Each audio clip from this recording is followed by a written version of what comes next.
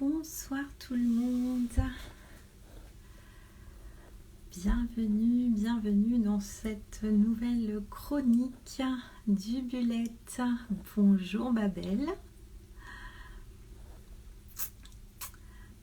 Alors, on va attendre un petit peu que tout le monde ait le temps d'arriver. Et j'avais envie de vous partager un sujet assez intéressant, j'espère. Ah, Anne, bonjour. J'espère que tu vas bien. Ça fait un petit moment qu'on n'a pas eu l'occasion d'échanger.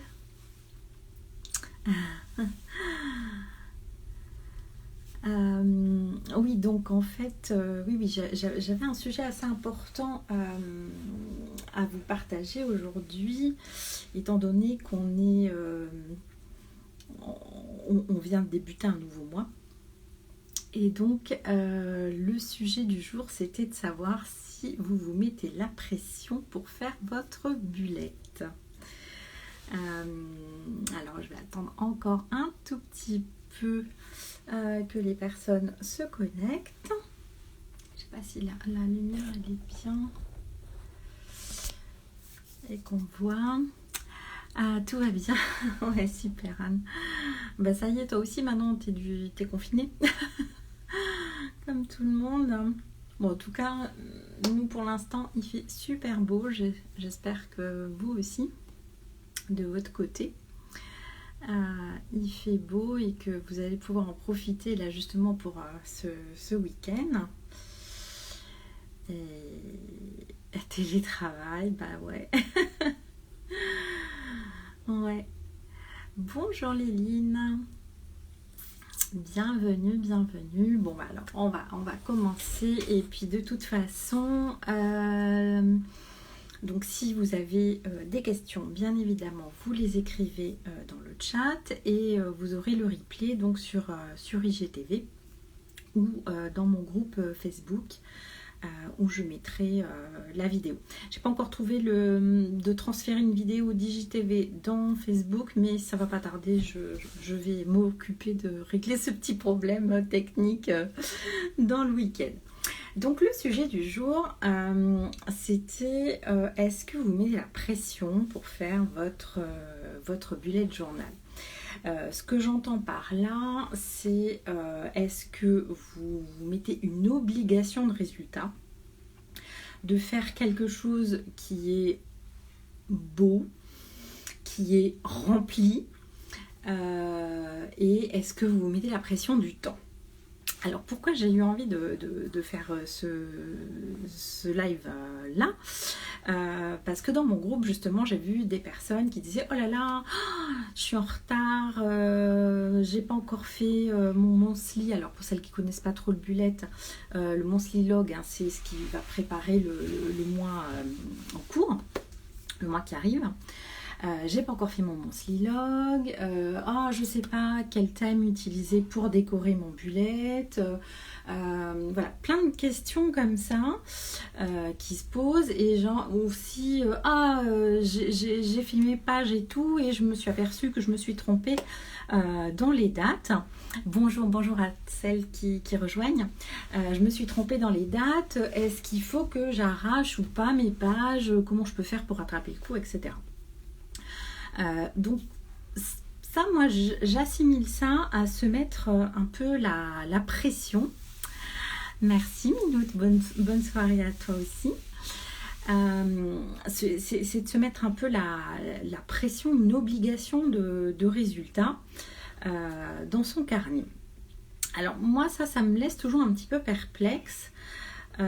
Parce que je comprends qu'on a envie de faire quelque chose de bien, de joli, voilà. Mais il ne faut pas perdre de vue que ce n'est pas du tout l'objectif premier du bullet. Hein. Donc ça, j'en ai déjà parlé dans des précédents lives. Bonjour Marie, j'en ai parlé dans des précédents lives sur est-ce qu'on peut faire un bullet quand on ne sait pas dessiner, etc. Donc vous regarderez ce que j'en pense en gros sur les précédentes vidéos sur IGTV ou sur YouTube aussi, je les mets aussi. Mais là aujourd'hui je voudrais vraiment faire un focus sur cette obligation, ce stress qu'on se met. Du stress, on en a au quotidien, surtout en ce moment. On a des pressions, on a des injonctions, on doit faire beaucoup de choses ou pas, hein, tout dépend de ce qui doit être fait. Mais on a énormément de pression par rapport à ça. Et donc pour moi, ça me paraît tellement contre-productif de se mettre aussi une pression dans son bullet journal que j'ai un petit peu du mal à comprendre en fait cet état d'esprit de vouloir tout contrôler comme ça.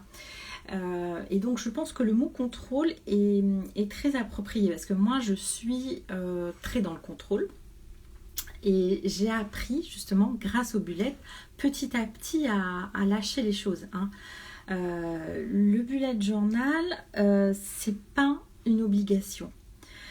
C'est quelque chose que vous faites parce que vous en avez besoin, parce que vous en ressentez. C'est un moment de reconnexion à soi, à ses besoins propres. Donc c'est extrêmement personnel. Et donc ne laissez personne vous dire ce que vous devez mettre ou ce que vous ne devez pas mettre dans votre bullet. C'est à vous, c'est à vous de voir si vous voulez faire des pages mensuelles, si vous voulez préparer vos pages à l'avance, si vous voulez les faire au fur et à mesure, etc. Donc voilà, c'est vraiment ça, moi, mon message en fait, c'est vraiment de se laisser guider un peu par son intuition en fait, son besoin, son propre ressenti. Pour moi, c'est un espace de liberté avant tout. C'est peut-être les dernières qui nous restent en ce moment, donc ne la gâchez pas quoi. Ne la gâchez pas avec des obligations qui n'existent nulle part, hein, que vous vous créez de toutes pièces en fait, qui sont des choses que vous pensez. Alors ça c'est très culturel, hein, ce qui dans notre société actuelle de se dire ce qui est bien, ce qui est mal, voilà, on est très manichéen, donc il n'y a pas de bien, il n'y a pas de mal dans le bullet. Si vous faites des monthly, si vous en faites pas, si vous complétez les pages au fur et à mesure, si vous les faites à l'avance, etc. Vraiment, décomplexez-vous, sentez-vous à l'aise avec ça. Voilà, moi c'est vraiment ma philosophie en fait, c'est de dire que le bullet c'est quelque chose qu'on fait pour soi et pour personne d'autre. Si vous voulez montrer votre journal, vous le montrez. Si vous ne voulez pas le montrer, vous ne le montrez pas. Alors Liline nous dit, pas de pression pour moi, le bullet est un plaisir, je le fais pour m'organiser mais aussi pour dessiner, pour m'évader, me faire plaisir. Bah, exactement. Il faut vraiment vraiment le prendre comme ça. Alors je vois qu'il y a Orana. Alors Orana, je pense, alors moi je sais pas si tu me suis depuis un petit moment, mais moi je suis ta page, je suis très admirative de ton travail en tout cas. C'est magnifique ce que tu fais. Et voilà, je n'avais pas encore eu l'occasion de te le dire, mais voilà, je te le dis. Voilà, donc moi c'est vraiment ma philosophie du bullet. Après, le deuxième point que je voulais aborder avec vous sur ce stress et cette pression, c'est un petit peu de se détacher de la méthode.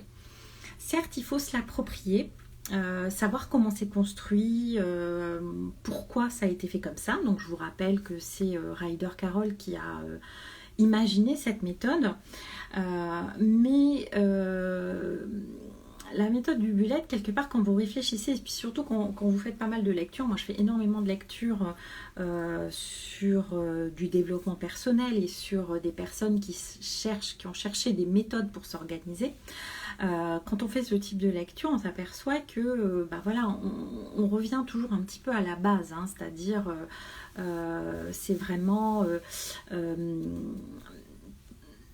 transcrire en fait ces idées, hein, faire rentrer ces idées dans la matière en fait, hein, concrètement, leur faire prendre vie. et puis planifier et puis permettre d'avoir un regard sur ce qui s'est passé avant. Et c'est pas simplement histoire de collectionner des choses, mais c'est histoire de les analyser, c'est histoire de prendre du recul. C'est ça qui est important. Et ça, que ce soit du bullet ou quel que soit le type de journaling au sens large, on va retrouver en fait ces trois notions. Donc je pense que c'est intéressant de s'approprier la méthode, de comprendre comment ça fonctionne. Mais après, voilà, vous vous l'appropriez vraiment. S'il y a des choses que vous trouvez trop contraignantes ou qui pour vous n'ont pas de sens, qui ne sont pas utiles dans votre quotidien pour aller de l'avant avec votre bullet, sentez-vous libre de ne pas les faire. Moi, il y a plein de choses, je prends énormément de liberté avec la méthode bullet telle qu'elle a été décrite, pardon, je vais y arriver, c'est vendredi, telle qu'elle a été décrite par Ryder Carroll. Il y a des choses que j'ai complètement adoptées parce que je trouve très bien et que ça me correspond très bien. Il y a des choses que voilà, je dis non, ça, voilà, ça, pour moi ça m'est pas utile, ça n'est pas nécessaire que je le formalise. Dans ce même ordre d'idées, laissez-vous inspirer par ce que font les autres, hein. Quand on regarde sur Instagram, sur Pinterest, voilà, on trouve des choses très sympas. Ah, salut Catherine. T'es toujours fidèle au poste. Donc laissez-vous inspirer par ce qui est fait. Et je dis bien inspirer, et inspirer n'est pas influencer. C'est-à-dire inspirer, c'est il y a quelque chose qui vibre, qui résonne en vous. Et vous allez vous l'approprier, vous allez le transformer et l'adapter avec votre propre personnalité. Influencer, c'est faire un copier-coller. Et ça, c'est quelque chose qui n'est pas très productif pour vous, parce que c'est vous déposséder d'une partie de vous-même. C'est aller à l'encontre de ce que vous êtes vraiment. Et l'essence du... Allez, je ne vais pas forcément dire le terme bullet, je vais dire le terme journaling en général. C'est un moment pour se reconnecter à soi. Donc c'est vraiment le bon moment pour faire sortir, faire émerger ce qu'on pense à l'intérieur. Et pas faire un copier-coller de quelqu'un et que ce copier-coller n'a pas vraiment de sens pour vous. Donc voilà, donc ne perdez pas le véritable objectif réel du bullet, donc qui est vraiment d'être un travail pour soi, sur soi, et de rester focalisé sur ce qui est important pour vous. Sur l'aspect planification, hein. Moi je veux vraiment par l'intermédiaire de ce journal, de ce carnet, appelez-le comme vous voulez, de ce bullet, équilibrer deux pôles.